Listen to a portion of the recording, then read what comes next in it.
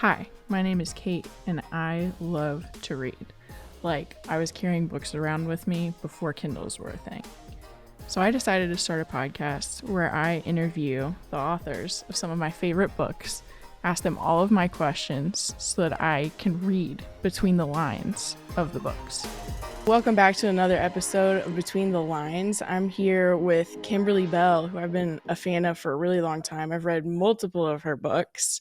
So thank you for coming on the podcast. Of course. Thank you for having me. I'm Yeah. thrilled to be So here. your most recent book that came out was My Darling Husband. So that's what we're going to be talking about Yeah. for this episode. And I just finished it last week in like maybe 2 days.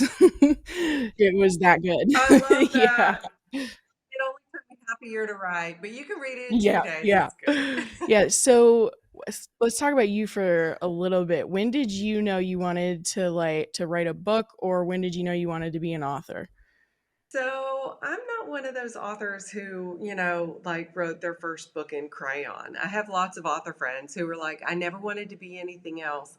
But for me, this is kind of my second career. I worked in fundraising for a really long time.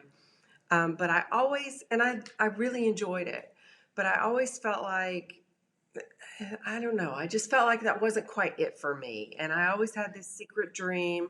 I've always been a big reader, but I wasn't always, I didn't always think I wanted to write a book. And I think part of it was, the phase of life that I was in for all those years. And another, it's a really scary thing to write a whole book and send it out into the world.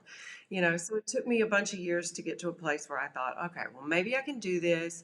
And at first, just did it for myself. But I was, like I said, I was working in fundraising in 2008 when the crash hit and I lost my job like overnight, like nothing.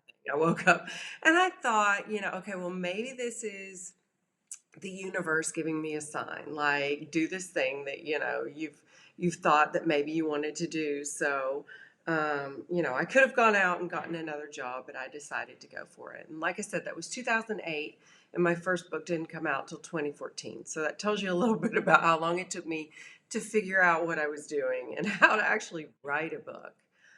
Because there's a lot of science behind it, and you have to know about structure and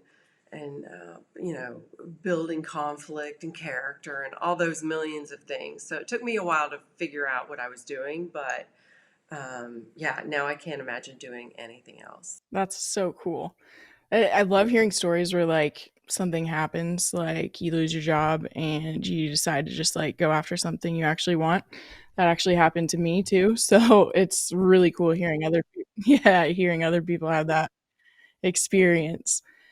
So you were saying that it took some time to kind of figure out the science of it. So what is your writing process like? So because the stories I write, they have a lot of moving pieces to them. And so I really like to work from an outline. I spend a lot of time before I even write the first word, thinking about my story and planning it pretty much chapter to chapter. And that's not to say that it always stays that way as I'm actually writing it, but it really does give me a structure and a roadmap of where I'm going with the book and how to get from, A to B. And the nice part about it is every day when I sit down to write, I know exactly what I'm supposed to be writing. So that's definitely nice. So, like I said, I really work from an outline and I spend a good, bunch of weeks, sometimes a couple months thinking through my story before I write the very first word. And then, so do you figure out the characters at that point, or do you kind of figure out the story and then flesh out the characters? Kind of the second. So when my outline is really plot heavy, and as I'm thinking through my plot, I'm thinking about what kind of character would fit that story, but really like down, dirty, gritty character stuff, I'm not really doing until I sit down to write it. I mean, I have a general idea, but really, my characters always end up surprising me as I'm writing. My plot, not so much, but my characters do. So, yeah. That's really cool. So is it kind of like you kind of get to know them as you're writing them? That's where they kind of surprise you. Kind of, yeah. And I'm thinking about, what are their backstories? Why are they the way that they are? I mean, I know what kind of person I need to fit my plot, but when I'm actually writing them and, giving them a personality and kind of giving them a voice, you're thinking much broader than just plot. You're thinking about what happened in their life to make them this way, especially when you're thinking about the characters who are maybe not so good always. My heroine, of course, I mean, nobody's ever 100% good, but she's more good than bad typically. And then, you have the villains, and sometimes the husband could be a little villainous. So you're thinking about like what happened in their life to make them the way that they are, and why do they want what they want, how they want it. So, speaking of husbands who are a little bit Villainous. not good, how would you describe My Darling Husband just for someone who hasn't read it yet? The book or the husband? The book. Yeah. Okay, so My Darling Husband, the book, is about a woman named Jade. She's married with 2 kids, and is coming home one day to and she's got 2 small kids. They're 7 and 9. They're kind of arguing on the back seat, and she's pulling into the garage, and in all the chaos of getting them out of the car, doesn't notice the man in the corner, and he has a mask and a gun, and he forces his way into her home and holds her and her kids for ransom. And then, he demands that she calls her husband, who, Cam, my darling husband, who runs around town trying to pull together this crazy high number of, dollars and bring it home before a deadline. So, yeah. Yeah, it gets right to it from the beginning. Like getting into the garage and like someone's there. I was like, well, that's terrifying. And then like I feel like the pacing then kind of like it reminded me a little bit of Uncut Gems. I don't know if you've seen that movie, but a lot of people talk about how it's like so stressful because it's so like in the moment. I felt the same way about the book, but I don't want to give anything I away love yet. it. I love it. What prompted you to write My Darling Husband? So, I'm under contract for, a couple of books at a time, and this was one of those books that I was under contract for that was undefined. And so, when it's time for me to actually write the book, I sit down with my editor, and, I'll pitch her a bunch of stories, and nothing was sticking. She kept like kind of shooting everything down, and for a bunch of different reasons. And at one point I said, okay, well, why don't we flip this around? So why don't you tell me what you would like to see from me? And, every editor I've ever known has a wish list of things that they would like to, books that they would like to receive.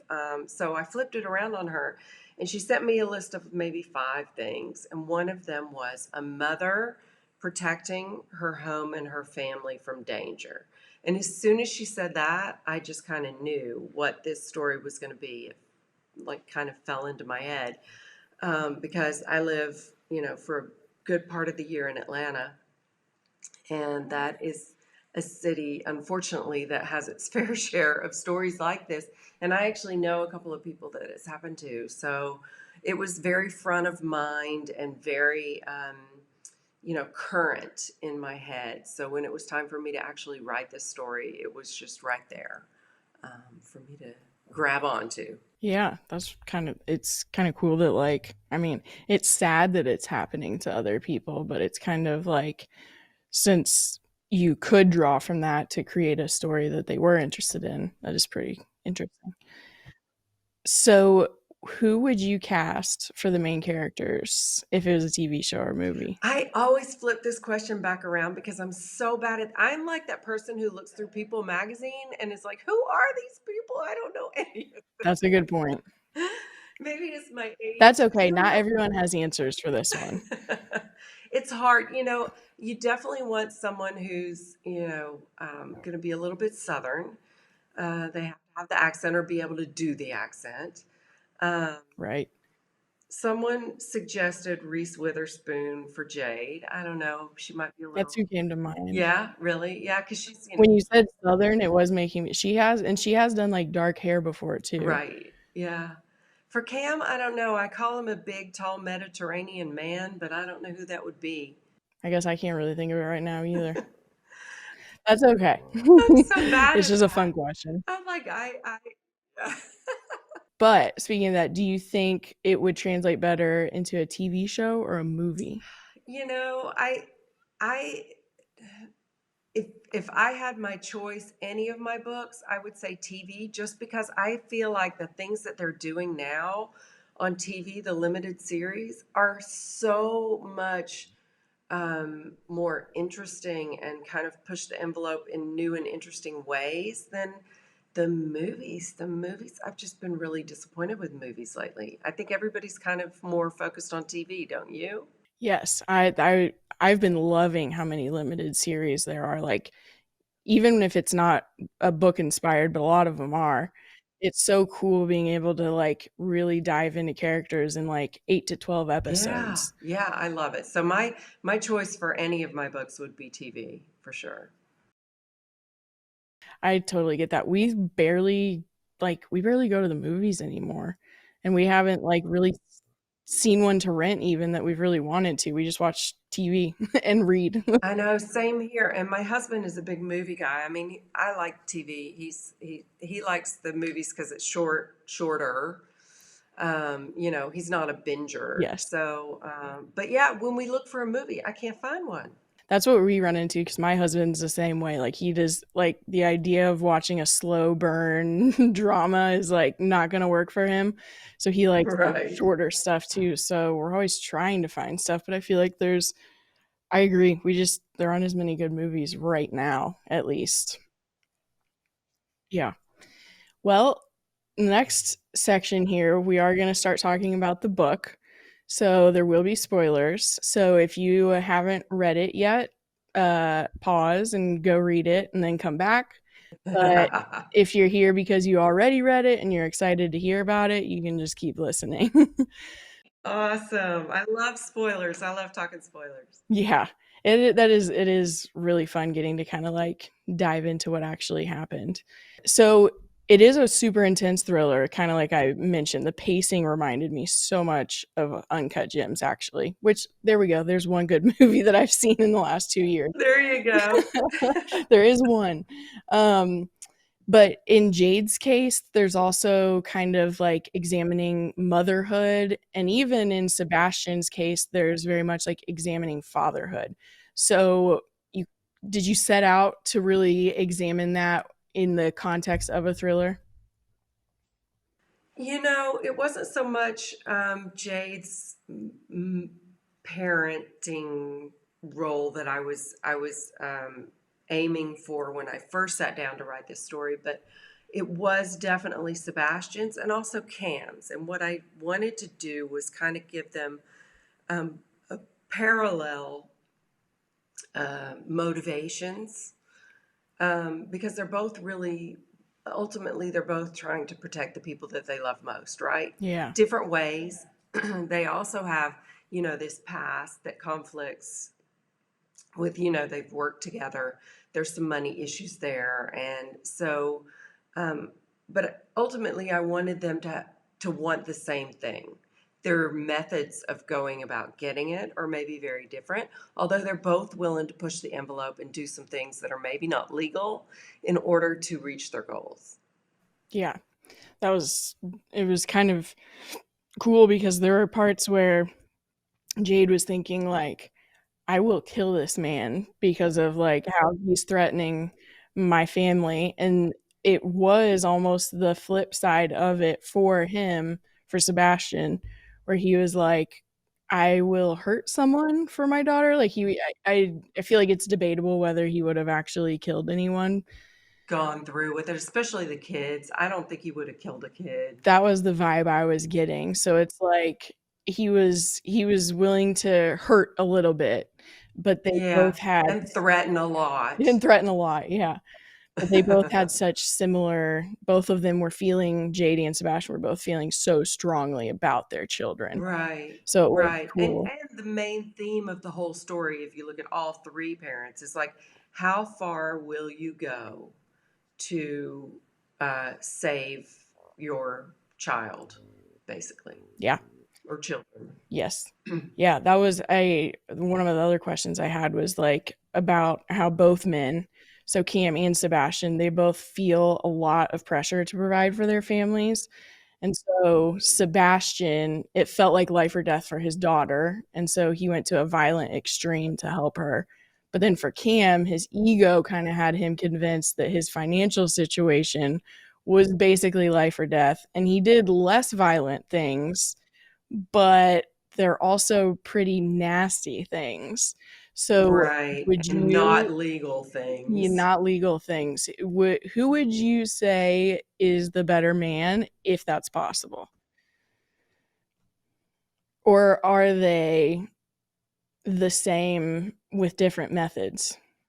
You know, I kind of tend towards Sebastian Yeah. just because, um, you know, his like they're both doing things to provide for their children, right? Hmm. But I think ultimately Sebastian's doing it to keep his daughter alive, and Cam is doing it to keep his status and his, whatever in the community, and to look like the man, and to give his family this big house with all these, luxuries. Where Sebastian, really, it's all about, for him, it's about, keeping his daughter alive, Yeah. which is a very different thing. Yeah.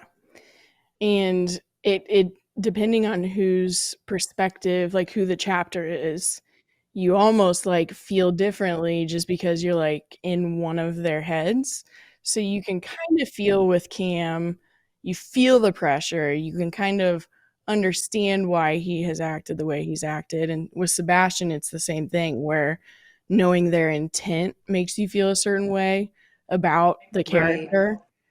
And were you right. trying to kind of like show how important the intent behind actions are and how we kind of judge people? Yeah, and I think that was the interesting part about a story like this one is, at first you, especially with Sebastian, you know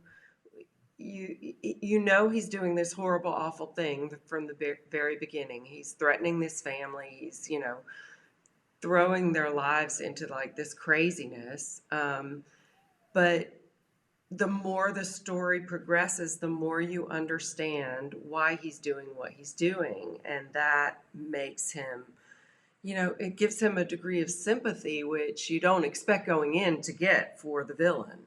Yeah, but you definitely do feel it for him because it's like I I'm not a parent, but imagine any parent thinking of there not being any options for their kid can kind of understand like being willing to do anything. Yeah, his back is like literally up against the proverbial wall. Yeah. And you know what? He at that point, he didn't have any other options. He didn't know what else to do. And so, you know, I think at one point the reader like feels and understands that. And then you, even if you don't agree with how he's going about getting, you know, ultimately it's about money, right? Money in order to save his daughter, pay for her treatments. If Even if you don't agree with how he's going about getting that money, you understand why he needs it and you feel for him. Yeah, you really do. I can't even imagine like just watching someone that sick and feeling like you can't do anything about it. Did you know from the beginning that he was going to kind of do the suicide by cop thing to basically really propel the story even more to try to help her? I didn't The suicide by cop thing was like a little thing that I added in as I was writing. I knew he wasn't going to make it out alive. I Okay. knew he was going to, do some like he was going to end up dying for his daughter. I did know that, but the suicide by cop thing was something I came up with as I was writing it. Yeah. Um, yeah. Did you debate having Beatrix be the one to do it instead of the cops, like when she is holding the gun? Holding the gun. I don't remember. I would have to go back and actually look at my outline. Mm-hmm. I also debated. Um, I don't remember how I had it because I do remember at one point in my outline it was that the gun was not going to even be loaded. Oh yeah. That he was, I mean, this whole thing was because I wanted the reader to have sympathy for him. Mm-hmm. And at that point, it would be obvious that he never intended to actually hurt them. Right. He just wanted to push the envelope as far as he could in order to get the money. Mm-hmm. Um, but in further versions, I ended up having it, be a loaded gun. But I honestly I don't think I would have ever had Beatrix actually shoot him. Mm-hmm. Certainly not a death shot Right. because like what 9-year-old kid could ever get over that, I even if it's a know. bad guy, right? I was so torn because the pacing of the chapters is like you kind of know she has it, but then we switch to another perspective. And so the whole time Yes. I was thinking about what I wanted to have happen. And it was like part of me was like it'd be so empowering that like she like has the power. But I still felt that even though she didn't end up killing him, it was like the most exciting part of the book for me was like Beatrix and like holding the Yeah. gun. Yeah.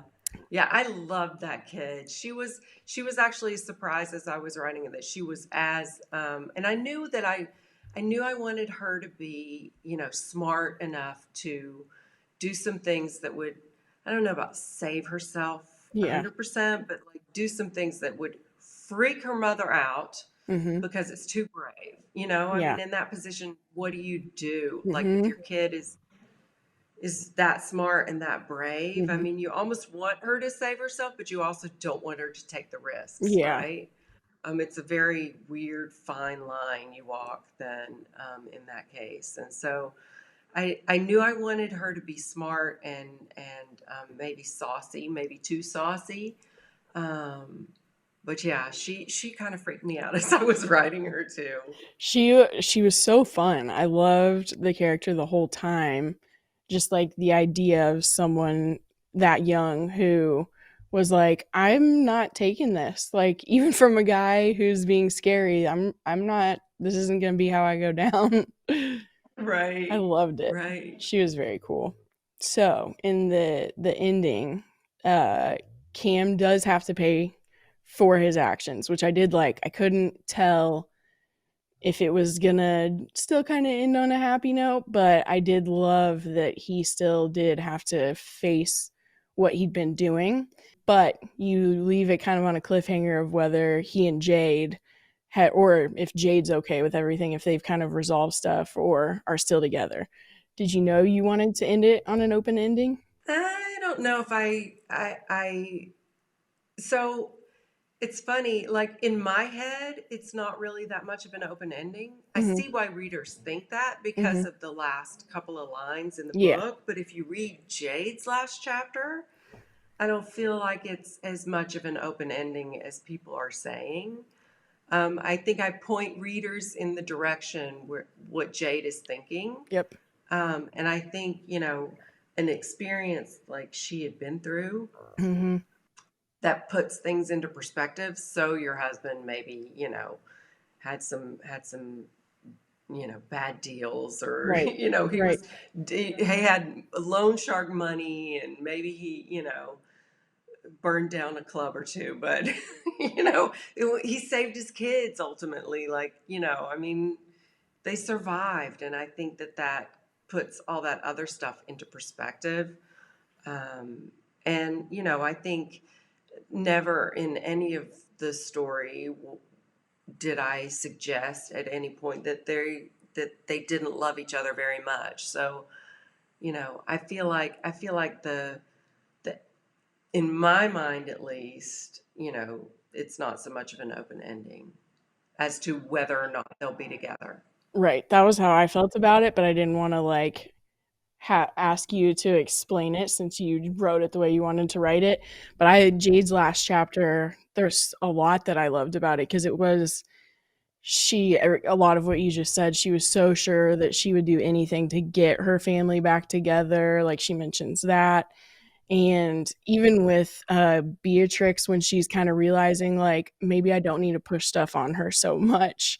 Like, maybe Right. I am the one kind of like really making her like perfectionistic and all of that stuff. So it was really cool seeing her in that last chapter reflecting on her family as a whole and then even just like what actually matters and how do I actually want to handle it. So it felt to me like she really would have done anything to stick together. So I felt like they would still be together. Yeah, me too. Me too. And I don't like a story like this. It would almost be unrealistic to end it in a way where everything is, happily ever after and everybody's good. And, I mean, Cam did some awful stuff and he might need to pay for some of that. Mm-hmm. And, they're going to have a couple of tough years, but Yeah. I like stories that feel grounded in reality also with the ending. Yep. And I think, if you've read any of my other books, I think my stories tend to end on a hopeful ending, but not necessarily a happily ever Yeah. after ending. It's, I kind of point the reader in the right direction and I leave some things maybe not so neatly tied up. Yeah. Um, Yeah. and I think I've read all of your books. oh, I love that. Well, thank you. Your wife just blew my mind. Like it's in my top 10 of all Thank you. time. Oh, I love that. Thank That one was you. great. So if anyone at this point, you would have read My Darling Husband if you're still listening. So if you liked that, you'll also really love Your Wife because it was just that one I probably read in one day. I was probably staying up late Oh, into the night wow. to finish it. I love it. Well, thank you. Yeah. Thank you. So where can people find you? Just kind of plug whatever you want to plug. Yeah, so I'm everywhere.